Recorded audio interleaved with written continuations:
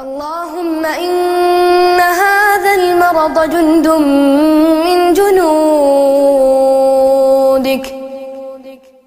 تصيب به من تشاء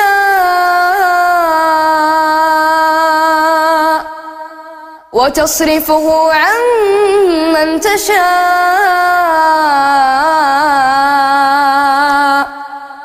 اللهم فاصرفه عنا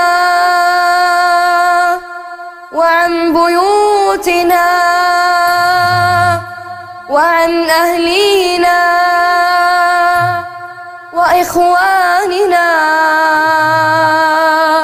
وذرارينا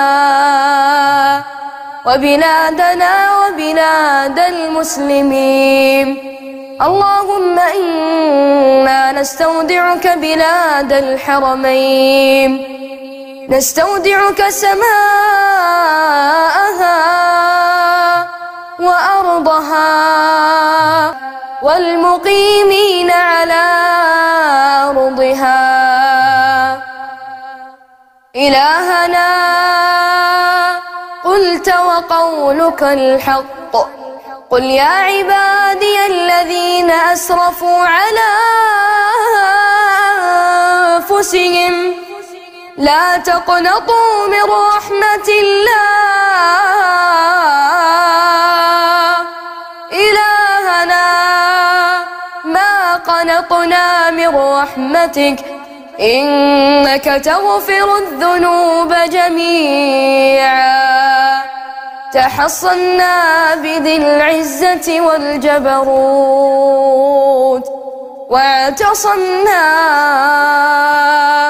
واعتصمنا برب الملكوت. إلهنا استجب دعاءنا.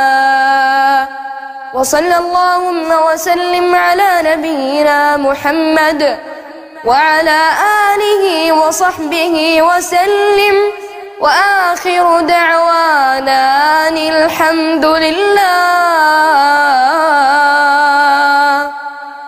الحمد لله رب العالمين.